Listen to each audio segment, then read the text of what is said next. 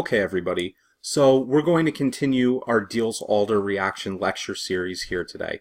And what I want to focus on is some basic examples. So this is the second part of this lecture series. The first part looked at the Diels Alder reaction and what it actually consists of, which is we need a good diene, a conjugated diene in an s-cis formation, and then we also need a dienophile, which will accept pi electrons from the diene, and we said that that would be optimized if we could get an electron withdrawing group on it to create a need for the acceptance of electrons. We also discussed the basic mechanism being concerted. All right. So if you haven't checked out that video, link will be in the description, and I suggest that you learn that and you understand those techniques before you start applying it and attempting to solve these reactions. Now, the reactions in this video are going to be rather simplistic. We're going to work our way up in complexity as far as what's going on here. So some of you may be looking for videos on the endo rule, or some of you may be looking for what happens if I already have a diene in a cyclic system, where I get bicyclic systems and bridgeheads and all of these other things. So if that's what you're looking for, stay tuned, because we will be covering that in this lecture series. But right now we're just going to get started with some of the basics and understanding. So if I take a look at my Diels Alder reaction, I'm going to stick in this lecture to open chain dienes. So primarily you'll see the 1,3-butadiene, which is the diene of interest here. So that'll be in my s-cis formation, and then I'm going to pick out a simple dienophile, and let's put an electron withdrawing group on there. We'll go ahead and say that this starts with a ketone. All right. Now remember, this is a concerted mechanism, meaning it's all going to happen at once. So this carbon is now partially positive due to the electron withdrawing effects of the ketone group. So the way this mechanism works is that pi electrons come over here from the carbon at the bottom of the diene. It will then send pi electrons over here, and then these pi electrons come down, and we get a alkene in the ring. So when we're working with this, you want to keep in mind that you will always have at least one pi bond in your product.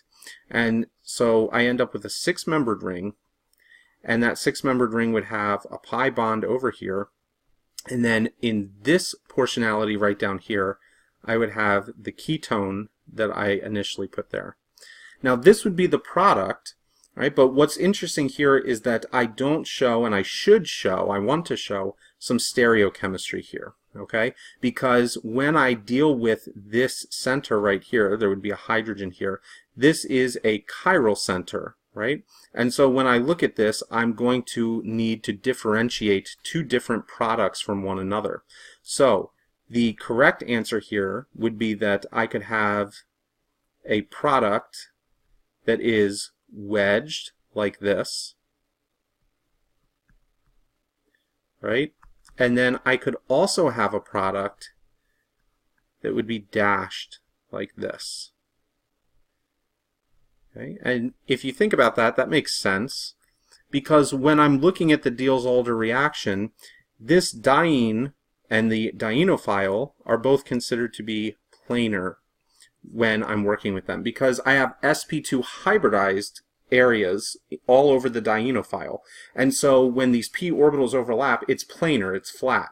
So sometimes I might expect that the diene could approach the dienophile in one way, and then if this is truly planar, I should be able to switch it up and create something like this. So sometimes the dienophile is approached in this manner, and you can get the wedge and the dash in that case. All right. Now, again, if you want to talk about the endo and exo rule, that'll be in an upcoming lecture. Right now, I just want people understanding the general principles of the stereochemistry here, which is that when we have a Diels Alder reaction, because this is planar, just like a carbocation, it could be attacked from both sides. You need to consider that in your product, right? So that's one basic example. Let's take a look at another example where it's a little more complicated. All right. So in the next example, let's use our diene. Okay, and then for the dienophile, let's now add a withdrawing group here. Okay, and let's add a methyl group up here. Right? So again, the same general reaction is going to occur mechanistically speaking. And what I would expect is that I'm going to have a methyl and the electron withdrawing group. Now, in this case, what you want to pay attention to is the fact that if I look over here, these groups are trans to one another. And this is very important. When we proceed through with a Diels Alder reaction, there's no free rotation around the double bond for the dienophile. And so when this occurs, I expect a retention of the stereochemistry that's originally there, meaning I'm going to retain the original setup of the dienophile. So if the dienophile is showing that groups are trans to one another, that's what I need to show in my product. So if I show that this aldehyde is down, then that means the methyl group here would need to be up, just like this, okay? And then, on top of that, I would also show that I have an additional product, right? Because in this product, I could have the methyl group down, and I would expect that I could have the aldehyde coming up like this. Because, again, these are both chiral centers. So, in other words, if I were to show everything that's here, there's an H here, there's an H here, these tetrahedral centers have 4 unique groups or branching points, and therefore they're considered chiral. And when I have chiral reactions that pass through planar sp2 intermediates, then that means that I'm going to usually end up with enantiomers or diastereomers at the very least when I have some sort of racemic mixture at the end of the reaction. Okay, so very important. But what I really want you to take away here is the fact that we're retaining the stereochemistry. This is trans, whereas the methyl and the aldehyde here are also trans to one another in each case. And that is exactly what I see in a situation like this. Now, if it was cis, I would expect that the cis stereochemistry is maintained. So let's say that the methyl and the aldehyde were on the same side of the double bond, then I am expecting that I would have the methyl and the aldehyde both wedged or both dashed in that case. All right, so let's take a look at one more example for this sort of beginning lecture and then summarize what we've learned here. All right, so the last example that I want to give here, you want to think about it closely. Okay, so let's say that we have a grouping like this, and then we have, let's do one that's cis this time. So I have the nitrile, okay, and then I have another nitrile. So I have 2 withdrawing groups this time. This would be an excellent dienophile. Lots of need for electron activity over there. Okay, so what I would expect to come out of this reaction would be I have my 6-membered alkene, and then once I have that, I would expect the cyano group, right, to be cis to the other cyano group here. Now, here's the question. Would I have another product? So would I have, right, based on what we've been saying here, would I see this? Okay, so take a minute and think about that.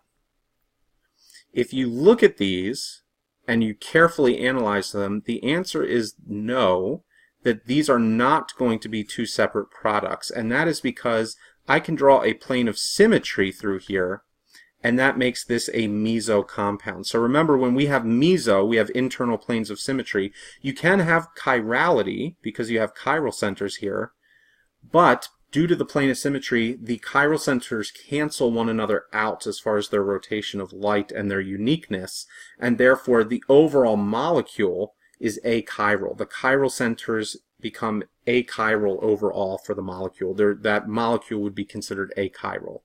And meso compounds that have planes of symmetry here, okay, are going to, if you were to write this over here, that would be incorrect if you were to write the other product. So what do I mean by this? I mean, if you were on an exam and you showed your instructor this compound and this compound, saying, oh, you formed both of those, that would be incorrect and you would lose points.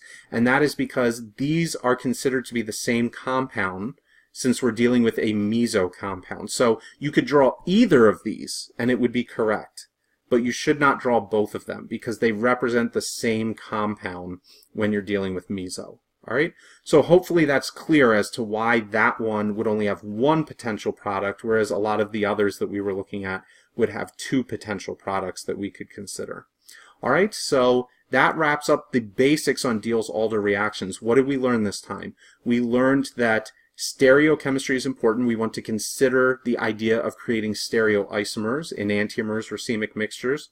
And then what's very important here is that we retain the original stereochemistry that is found or observed on the dienophile. If the groups on the dienophile are trans, then we will represent them as trans in the product. If they are cis, we will represent them as cis in the product. So the big takeaway here is retention of stereochemistry from the dienophile when we go through a Diels Alder reaction.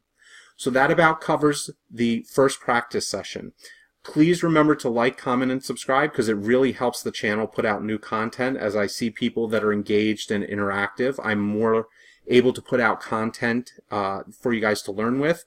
And please remember to just support the channel in any way that you can, and we will see you guys next time. Thank you so much for learning with us.